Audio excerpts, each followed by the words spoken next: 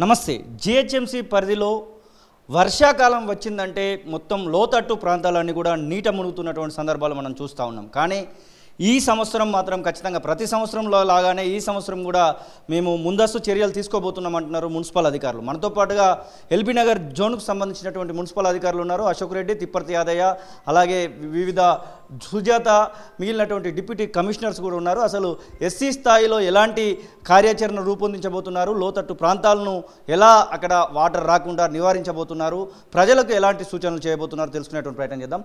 Sir, Ashok Reddy sir ఇక్కడ సంబంధించినటువంటి superintendent of engineer sir, ఎట్లా తీసుకోబోతున్నారు? ఇంకొక 15-20 రోజులలో వర్షాకాలం రాబోతా ఉంది. ప్రతి సంవత్సరం కూడా ఇబ్బందులు పాలవుతున్నటువంటి ప్రాంతం ఎల్బీ నగర్ ప్రాంతంలో చాలా ప్రాంతాలు కూడా లోతట్టుగా మునిగిపోతున్నటువంటి సందర్భాలు చూస్తున్నాం. దిల్సుఖ్ నగర్ కానివ్వండి, ఎల్బీ నగర్ కానివ్వండి, చెంపపేట కానివ్వండి, ఇలాంటి ప్రాంతాలలో ప్రజలకు ఏం చెప్పబోతున్నారు? మున్సిపల్ అధికారులుగా మీరే ఎలాంటి చర్యలు తీసుకోబోతున్నారు? మేము ప్రభుత్వం ఆదేశాల ప్రకారము రీసెంట్లీ మాకు సీఎం గారి లెవెల్లో కూడా రివ్యూ జరిగిందని సీఎం గారు, ప్రిన్సిపల్ సెక్రటరీ గారు, కమిషనర్ గారు అందరూ కలిసి రివ్యూ కూడా చేశారు. అందరు జోనల్ కమిషనర్లు, ఇంజనీర్లతో, డిప్యూటీ కమిషనర్లతో కలిసి రివ్యూ కూడా చేయడం జరిగింది. సీఎం గారి ఆదేశాల ప్రకారము, మా ప్రిన్సిపల్ సెక్రటరీ గారు, కమిషనర్ గారి ఆదేశాల ప్రకారము, ఈవెన్ నిన్న కూడా మా ఇంజనీరింగ్ చీఫ్ గారు రివ్యూ చేయడం జరిగింది. మేము ఈ వర్షాకాలంలో ఎలాంటి ప్రాబ్లమ్స్ రాకుండా మాన్సూన్ ఎమర్జెన్సీ టీమ్స్ని ఎంగేజ్ చేస్తూ ఉన్నామండి. ప్రతి వార్డుకు ఒక టీం ఉంటుంది. అది ఎక్కడ కూడా వాటర్ స్టాగ్నేషన్ కాకుండా చూస్తూ ఉన్నది. అలాగ చేయడానికి కోసమనే ఎంగేజ్ చేసుకుంటూ ఉన్నాము. దానితో పాటు మేజర్ నాలాస్ ఉన్నాయి కదా, డ్రైన్స్ ఉన్నాయి కదా, డ్రైన్స్లల్లో ప్రజలు రెగ్యులర్గా చెత్త కానీ డెబ్రిస్ కానీ వేయడం జరుగుతుంది కదా, అటువంటి వాటిని కూడా ఎక్కడ కూడా చెత్త కానీ డెబ్రిస్ కానీ కనిపించకుండా ఉండడానికి కానీ ఎవ్రీడే అవసరమైతే క్లీన్ చేయడానికి ఎవ్రీడే కానీ 2 రోజులకు ఒకసారి కానీ క్లీన్ చేయడానికి కూడా మేము ఇప్పుడు టీమ్స్ ఆర్గనైజ్ చేసుకుంటున్నామండి. ఈరోజు అందరూ కూడా మా డిప్యూటీ కమిషనర్లు, ఎగ్జిక్యూటివ్ ఇంజనీర్లు మేమందరం కలిసి కూడా అన్ని నాలాలు కూడా తిరిగి రావడం జరిగింది. వాటికి ఎక్కడెక్కడైతే బాటిల్ నెక్స్, కల్వర్ట్స్ ఉన్నాయో మేజర్గా ప్రజలు ఎక్కడైతే చెత్త వేయడానికి ఆస్కారం ఉందో అటువంటి ప్రాంతాలు కూడా గుర్తించడం జరిగింది. ఆ ప్రాంతాలకు సెపరేట్గా మళ్ళీ ఇంపార్టెన్స్ ఇచ్చి అవసరమైతే 1-2 లేబర్ని డైలీ కానీ 2 రోజులకు ఒకసారి కానీ వేసి ఆ చెత్త మొత్తం తీయడానికి కానీ ప్రణాళిక తయారు చేస్తున్నాం. ప్రజలకు ఎక్కడ కూడా ఈ వర్షాకాలంలో ఇబ్బంది కాకుండా ప్రభుత్వం ఆదేశాలను తూచా తప్పకుండా పాటిస్తూ ప్రజలకు ఎక్కడ ఇబ్బందులు కాకుండా చేయాలని ఉద్దేశంతో ఏ ప్రాంతాలను సమస్యాత్మకమైనగా మీరు గుర్తించడం జరిగింది? ఆ ప్రాంతాలలో ఎలాంటి చర్యలకు పూనుకున్నారు? మేజర్గా మాకు కాప్రాలో ఒక పెద్ద నాలా ఉంది, కాప్రా నాలా ఉంది. తర్వాత ఉప్పలోపల కూడా 2 నాలాలు ఉన్నాయండి. అదే మాదిరిగా Saroor Nagar tank up stream కానీ డౌన్ స్ట్రీమ్ కానీ, తర్వాత చైతన్యపురి నాలా, అలాగే మనకు మన నాగోల్లో నాలా ఉంది. తర్వాత చెరువులు అప్ స్ట్రీము డౌన్ స్ట్రీమ్లలో కూడా చెత్త వచ్చి తట్టుకొని అటువంటి ఓవర్ఫ్లో కావడానికి జరుగుతుంది కదా, అటువంటి ప్రాంతాలను కూడా మేము అందరం ఐడెంటిఫై చేయడం జరిగిందండి. వాటి కోసమని స్పెషల్గా మా కమిషనర్ గారు ఈరోజు మరీ మార్నింగ్ కూడా రివ్యూ తీశారు మొత్తం అందరితోన. అలాంటి వాటిని అన్నీ కూడా ఐడెంటిఫై చేసి టీమ్స్ వేసి ఎక్కడ కూడా మనం ఏ నాలాలో చూసినా చెరువులో చూసినా కానీ చెత్త కనిపించకుండా ఎక్కడ కూడా ఓవర్ఫ్లో కాకుండా ప్రజలకు ఇబ్బంది కాకుండా చర్యలు తీసుకుంటున్నాం. మనతో పాటుగా Tipparthi Yadaiah, deputy commissioner of Saroor Nagar సంబంధించినటువంటి సార్ కూడా ఉన్నారు. సార్, ఎలాంటి కార్యాచరణ రూపొందించబోతున్నారు? ముఖ్యంగా సరూర్ నగర్ ప్రాంతంలో ఈ దిల్సుఖ్ నగర్లో వాటర్ ఫ్లోయింగ్ అనేది మనం ఎక్కువ చూస్తూ ఉంటాము. ఆ ప్రాంతాలలో ఎలాంటి చర్యలకు పూనుకోబోతున్నారు? దాంతోపాటు మా దగ్గర మా ఎల్బీ నగర్ జోన్లో మేజర్గా ఎస్ఎన్డిపి నాలాలు కూడా కంప్లీట్ చేయడం జరిగిందండి. దాదాపు కూడా అన్ని నాలాలు కంప్లీట్ అయినాయి.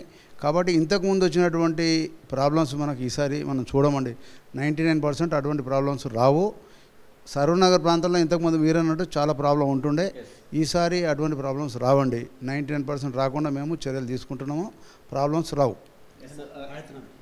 హయత్ నగర్కి సంబంధించినటువంటి deputy commissioner Tipparthi Yadaiah sir, ముఖ్యంగా అక్రమ కట్టడాలకు సంబంధించినటువంటిది ఈ జిహెచ్ఎంసీ పరిధిలో ఎక్కువగా వినబడతా ఉంటుంది. ముఖ్యంగా వర్షాకాలం వచ్చిందంటే సారు అక్రమ కట్టడాలకు సంబంధించినటువంటి వార్త కూడా మనం చూస్తూ ఉంటాం. అలాంటి విషయంలో ఏమైనా వాళ్ళకు ఇక్కడ ఉన్నటువంటి ఎవరైతే అక్రమ కట్టడాలలో ఉన్నారో వాళ్ళకి నోటీసులు ఇవ్వడము, వాళ్ళకు సెట్ బ్యాక్ పోవాల్సినటువంటి సందర్భాలను సూచించడం అలాంటివి ఏమైనా జరుగుతూ ఉన్నాయి? అక్రమ కట్టడాలు అనేది ప్రజల నుంచి వస్తున్నటువంటి ఫిర్యాదులు, వాటి మీద మేము ఎప్పటికప్పుడు చర్యలు తీసుకోవడం జరుగుతుంది. ప్రధానంగా ఎవరైతే చెరువు ప్రాంతాల్లో కానీ లేకపోతే లోతట్టు ప్రాంతాల్లో కానీ ఎవరైతే నిర్మాణాలు చేస్తున్నారో వాళ్ళకు నోటీసులు ఇవ్వడము, మేము రెగ్యులర్గా వాటిని కూలగొట్టడం కూడా జరుగుతుంది. అది ఇబ్బంది లేకుండా వర్షాలు వచ్చినప్పుడు కూడా ఈ నాలాల మీద ఇల్లులు కట్టుకోవడం వల్ల కూడా కొంత ప్రాబ్లమెటిక్గా తయారవుతుంది ఆ ప్రాంతం. అందువల్ల వాటిని ఇప్పటికే తొలగించడం జరిగింది. డెలాబరేషన్ కండిషన్లో ఉన్న వాటిని కూడా తొలగించడం జరిగింది. ఇప్పుడు ప్రధానంగా గౌరవ ముఖ్యమంత్రి గారు, గౌరవ కమిషనర్ గారు, అట్లాగే మా గౌరవ జోనల్ కమిషనర్ గారి యొక్క రివ్యూ ప్రకారము, ఆదేశానుసారము మేము చెరువులలో ప్రధానంగా అది చెత్త చెరువులలో ఉండటము, ఆ చెత్త లేకపోతే వాటర్ బాటిల్ కానీ ప్లాస్టిక్ పేపర్లు ఆ చెరువులలో ప్రజలు వేయడం వల్ల అవి తూములలోనూ కాలువలలోనూ కల్వర్టుల దగ్గర ఇరికిపోవడం వల్ల ఆ చుట్టుముట్టు ఉన్న కాలనీలలో అది వరద నీటి తట్టుకోలేక ఇళ్లకు వస్తున్నటువంటి వాటిని మేము సెలెక్ట్ చేయడం జరిగింది. ఇప్పటికే వాటి మీద సర్వే చేశాము. ప్రధానంగా చెరువుల చుట్టూ ఉన్నటువంటి కాలనీలు ఏవైతే ఉన్నాయో ఆ కాలనీలను లేకపోతే అట్లే మహిళా ప్రతినిధులు ఉంటారు, ఆర్పీలు ఉంటారు మన దగ్గర, వాళ్ళతో ఎస్ఎఫ్ఏలతోటి కలిపి ఒక కమిటీలు వేసి నిరంతరం ఆ చెరువు చుట్టూ పర్యవేక్షించి ఆ చెరువులో చెత్త వేయకుండా తగిన జాగ్రత్తలు తీసుకోవడం కొరకు మేము యాక్షన్ ప్లాన్ ఒకటి తయారు చేయడం జరిగింది. అది రేపు వర్షాకాలము సీజన్ సందర్భంగా ఎవరి ఇంటికి కూడా నీళ్లు రాకుండా చాలా గట్టి చర్యల్ని చేపట్టడం జరుగుతూ ఉన్నది. పాత భవంతులు కూలిపోయి చనిపోయినటువంటి సందర్భాలు కూడా మనం చూస్తూ ఉన్నాం. అలాంటి వారిని ఏమైనా గుర్తించడం జరిగిందా? ఈ భవంతి ఏళ్ళు నిన్నటువంటి భవంతి అని చెప్పేసి అట్లాంటివి ఏమైనా గుర్తించడం జరిగిందా? మా సర్కిల్లో హయతనగర్ సర్కిల్లో ఇప్పటికీ 50 బిల్డింగుల్ని వాటిని ఇప్పుడు పాత గ్రామాలు అయితే ఏదైతే ఉన్నాయో ఆ పాత గ్రామాలలో ఉన్న మట్టి గోడలు ఇట్లా ఉన్నటువంటి కవేలు పెంకతోటి రేకుల షెడ్డు లాంటి వాటిని తొలగించడం జరిగింది. ఇప్పటికే ఒక 50 పాత గృహాలను తొలగించడము, మిగతా వాళ్ళకు కూడా ఇంకా కొంతమందికి వాళ్ళకు నోటీసులు ఇవ్వడం జరిగింది. వాళ్ళను కూడా మరి ఇతర ప్రాంతాలకు కానీ లేకపోతే కమ్యూనిటీ హాల్లోకి కానీ వాళ్ళను తరలించి రెడీగా వాళ్ళు కొత్త ఆవాసం చేసుకునేంత వరకు ఆ కమ్యూనిటీలో ఉండే విధంగా కూడా ఏర్పాట్లు చేయడం జరిగింది. ప్రజలకు ఏం సూచించబోతున్నారు? ప్రజలు అంటే సాధారణంగా రోడ్ల మీద చెత్త పడేయడం అట్లాంటివి జరుగుతూ ఉంటాయి, అలాంటి వారి కోసం ఏం సూచించబోతున్నారు? ప్రజలకి మేము అనేది ఏంటంటే మనము ఇప్పుడిప్పుడు మనది డెవలప్మెంట్ అవుతున్నటువంటి ప్రదేశము, ప్రాంతము, దేశము, రాష్ట్రము కాబట్టి ప్రజలలో అవేర్నెస్ తీసుకోవడం కొరకు మేము ఇప్పటికే కాలనీ వెల్ఫేర్ అసోసియేషన్లో సమావేశం పెట్టడం జరిగింది, మహిళల సమావేశం పెట్టడం జరిగింది. ఇది ఒక చెత్త ఏదైనా తీసుకోగానే ఒక వ్యక్తి ప్యాసింజర్ వాటర్ బాటిల్ తాగుతాడు, అది రోడ్డు మీద పడేసి పోతూ ఉన్నాడు. అలాంటి వాటికి ఉండకుండా వాళ్ళు జాగ్రత్తగా పెట్టుకొని డస్ట్బిన్ ఎక్కడైతే మీకు మీ ప్రాంతంలో ఆ ఏరియాలో ఒక సెలెక్టెడ్ ప్రాంతాలను మేము పెట్టడం జరిగింది. జీవీపీ లాంటి జీవీపీ అంటాం మేము, గార్బేజ్ వనరబుల్ పాయింట్స్, అక్కడనే వేసే విధంగా చేయడం జరుగుతుంది.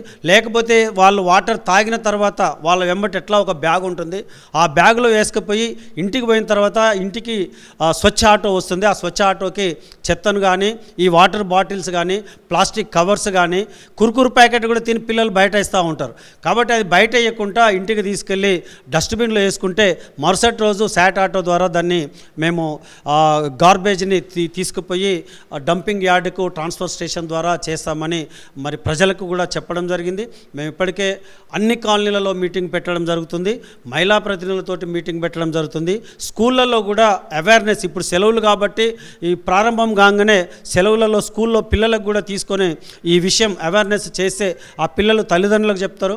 ఇవాళ తల్లిదండ్రులు అందరూ కూడా పెద్దవాళ్ళు చెప్తే పిల్లలు వినే స్థితిలో లేరు, పిల్లలు చెప్తేనే పెద్దవాళ్ళు వినే స్థితికి వచ్చినారు. కాబట్టి ఆ పిల్లల ద్వారా అన్ని కుటుంబాలలో ఒక మరి అవేర్నెస్ తీసుకురావడానికి ఒక ప్రయత్నం అంటూ మేము రూల్స్ను పాటించినటువంటి వాళ్ళ కోసం ఏమైనా ఫైన్స్ ఏమైనా వేయదలుచుకున్నారు? ఎందుకంటే చాలా వరకు మనము బారికేట్ల విషయంలో వాటిలలో చూస్తూ ఉన్నాము, ముఖ్యంగా అడ్వర్టైజ్మెంట్ బోర్డుల విషయంలో ఫైన్స్ పడ్డటువంటి సందర్భాలు చూడడం జరిగింది. కానీ ఈ చెత్త విషయంలో కానివ్వండి, ఇట్లా నీట్నెస్ పాటించకపోవడంలో అట్లాంటి విషయంలో ఇప్పటివరకు ఫైన్ పడ్డటువంటి దాఖలాలు ఏం లేవు. అట్లాంటి ఆలోచన ఏమైనా చేయబోతున్నారా? లేదా ఆల్రెడీ జిహెచ్ఎంసీ యాక్ట్ ప్రకారము పెనాల్టీలు వేస్తూ ఉన్నాం. 500 రూపాయల నుంచి 10,000 వరకు కూడా పెనాల్టీలు వేయడం జరుగుతూ ఉంది. మేము ఒక ఫ్లయింగ్ స్క్వాడ్ ఉంటున్నది, ఆ ఫ్లయింగ్ స్క్వాడ్లో 4 మనుషులు, ఒక డ్రైవరు, ఒక వెహికల్ ఉంటుంది. దాని ద్వారా వాళ్ళకి తీసుకెళ్ళి ఆ పెనాల్టీ వేసి వాళ్ళ దగ్గర డబ్బులు వసూలు చేయడం కూడా జరుగుతుంది. అంటే వాళ్ళ దగ్గర డబ్బులు వసూలు చేయాలనేది మా ఉద్దేశం కాదు, ఒక భయంని కొంత మరోసారికి మళ్ళీ పెనాల్టీ కట్టాల్సి వస్తుందని తగు జాగ్రత్తలు ప్రజలలో తీసుకురావడం కొరకు ఈ పెనాల్టీ సిస్టమ్ ప్రారంభం చేయడం జరిగింది. మనతో పాటుగా డిప్యూటీ కమిషనర్ సరూన గారు ఉన్నారు. మేడం, శానిటేషన్ విషయంలో ముఖ్యంగా వర్షాకాలం వచ్చిందంటే విష జ్వరాలు ప్రబలినటువంటి సందర్భాలు కనబడుతూ ఉంటాయి. శానిటేషన్ విషయంలో ఎలాంటి చర్యలు తీసుకోబోతాం? మనది సరూర్ నగర్ సర్కిల్ చాలా highly developed and dense circle అండి. అందుకే మనం ఏం చేస్తున్నామంటే శాట్ ఆటో టైఅప్ అనేది ఖచ్చితంగా అంటే కమర్షియల్ ప్లస్ రెసిడెన్షియల్ కూడా ఖచ్చితంగా శాట్ ఆటో టైఅప్ చేశాము. ఎవరైతే చెత్త వేయట్లేదో వాళ్ళని స్పెషల్గా గుర్తించి వాళ్ళకి మనం అంటే నేను కూడా పర్సనల్గా వెళ్ళాను. ఈ కొన్ని స్లమ్ కాలనీస్లో కూడా జీవీపీ పాయింట్స్ రావడానికి కారణం కూడా ఏంటంటే ఈ ఎదురుగా ఎక్కడైతే స్లమ్ కాలనీస్లో ఉన్నారో ఆ పీపుల్ వేయట్లేదు. ఎందుకంటే పాపం వాళ్ళ జీవనాధారం చాలా తక్కువ ఉంది. దాంట్లో వీళ్ళు 100 రూపీస్ శాట్ ఆటోకి ఇవ్వాలంటే ఇబ్బంది. కాబట్టి మేము ఏం చేసామంటే వాళ్ళని ఒక గుర్తించి స్పెషల్ డ్రైవ్ కండక్ట్ చేసి మేము శాట్ ఆటోని ఏం చేసాం, కమర్షియల్ ఒక స్ట్రెచ్ ఇచ్చి వీళ్ళకి కూడా అంటే వీళ్ళ దగ్గర నుంచి ఫ్రీగా తీసుకునేటట్లు, సో దట్ వాళ్ళకి మరి అంటే వాళ్ళ జీవనానికి ఇబ్బంది కాకుండా వీళ్ళు కూడా శాట్ ఆటోకి వేసేలాగా. అలాగే ఈ శాట్ ఆటో అతను కూడా నష్టపోకుండా ఇతనికి కమర్షియల్ స్ట్రెచ్ ఇవ్వడం జరిగింది. అలా మేము జీవీపీని ఎలిమినేట్ చేశాము ఆర్పీల సహాయంతో. అలాగే పౌరులకు కూడా స్వచ్ఛందంగా విజ్ఞప్తి ఏం చేస్తున్నామంటే ఎక్కడైతే చెత్త వేస్తారో అది మనం అనుకుంటాము మనం వేరే దగ్గర వేసామని, కానీ అవన్నీ ఈ వర్షాకాలంలో ఆ నీళ్లు పడి అంతా కుళ్ళిపోయి అవన్నీ అక్కడ ఈగలు దోమలు అవన్నీ వచ్చి అవన్నీ కూడా మనకే అంటే మనలాంటి పౌరులు వేరే వాళ్ళకి, వేరే వాళ్ళు వేసే చెత్త మనకి, మనం వేసే చెత్త వేరే వాళ్ళకి వచ్చి ఇలాంటి విష జ్వరాలు ఎక్కువ వచ్చండి. డెంగ్యూ, టైఫాయిడ్ ఇలాంటివి వచ్చి ఎక్కువ చనిపోయేందుకు అవకాశాలు ఉన్నాయి. అంటే మనం ఇప్పుడు డెంగ్యూ వచ్చింది, ప్లేట్లెట్ కౌంట్ పడిపోతుంది, మనం హాస్పిటల్కి వెళ్ళాలి, ఎంతో అమౌంట్ కట్టాలి. ఇదంతా ఏంటంటే మన ఆరోగ్యాల మీద ప్లస్ మన ఫైనాన్షియల్ స్టేటస్ మీద చాలా ఎక్కువ ప్రభావం చూపిస్తుంది. అలా జరగకుండా ఉండాలంటే మనం ఏదైతే చెత్త జనరేట్ చేస్తున్నామో మనము తప్పు అనుకోకుండా ఈ కష్టం అనుకోకుండా శాట్ ఆటోకి ఇచ్చేసే 100 రూపాయలు ఇచ్చేసి ఆ శాట్ ఆటోకి ఇస్తే అతనే చూసుకుంటాడు. మనం ఆ 100 రూపాయల కోసం ఆలోచించి ఎక్కడ పడితే అక్కడ వేయడం వల్ల, ఇప్పుడు నాలాల్లో వేయడం వల్ల ఇవన్నీ ఏమవుతుంది, వర్షాకాలంలో మనకు అవి సరైన అప్ స్ట్రీమ్లోకి వాటర్ సరిగ్గా వెళ్లకుండా డౌన్ స్ట్రీమ్స్ ఇవన్నీ చోకింగ్ పాయింట్స్ లాగా తయారయ్యి మన ఇళ్లలోకి నీళ్ళు రావడం, వాటి వల్ల జబ్బులు రావడం ఇలాంటివన్నీ జరుగుతుంది. కాబట్టి పౌరులు అంటే మేము అధికారులుగా మేమేం చేస్తున్నామంటే ఇప్పుడు ఈరోజు ఆల్రెడీ మన ప్రభుత్వ ఆదేశానుసారం అలాగే ముఖ్యమంత్రి గారు ఆదేశానుసారం మా కమిషనర్ గారు, జోనల్ కమిషనర్ గారు కూడా రివ్యూ తీసుకున్నారు. ఆ తీసుకున్న ప్రకారం ఏవైతే ఇంపార్టెంట్ నాలాస్ ఉన్నాయో అవన్నీ ఇన్స్పెక్ట్ చేశాము. అంటే ముందస్తు జాగ్రత్తలు తీసుకుంటున్నాం. అలాగే ఎట్ ద టైమ్ ఆఫ్ వర్షం కూడా, వర్షం ఎప్పుడైతే వస్తుందో ఆ టైంలో కూడా మనకి ఐఆర్టీ టీమ్స్ ఉంటాయి, immediate response disaster response teams వస్తాయి. అలాగే మేము కూడా ఎప్పుడు ఫీల్డ్లో ఉంటాము. ఈ వర్షాకాలం చాలా ఇంపార్టెంట్, ఎందుకంటే GHMC complete almost 1.5 crore population ఇక్కడే ఉంటుంది. కాబట్టి అంత కంప్లీట్ డెన్స్ ఏరియా కాబట్టి కూడా మనకి ఇబ్బంది ఉంది. సో మేము ఆల్రెడీ డిలాబరేటెడ్ బిల్డింగ్స్ కూడా మేము ఐడెంటిఫై చేసాము. ఆ చేసిన వాటికి కూడా నోటీసులు ఇచ్చి అవి కూల్చే పనిలో కూడా ఉన్నాం. ఎందుకంటే ప్రాణ నష్టం జరగకూడదు. అంతిమంగా లక్ష్యం ఏంటంటే ఏ పౌరుడు కూడా ఇబ్బంది పడవద్దు. పౌరులకు కూడా సూచన ఏంటంటే ఒకవేళ హెవీ వర్షం అంటే భారీ వర్షాలు వస్తున్నప్పుడు కొంచెం ఇంపార్టెంట్ ఉండే కొత్త నాళాలు ఏర్పడాలి ఇక్కడ ఈ ప్రాంతంలో అనుకునేటి ఏమైనా సిఫార్సు చేయడం జరిగింది ప్రభుత్వానికి?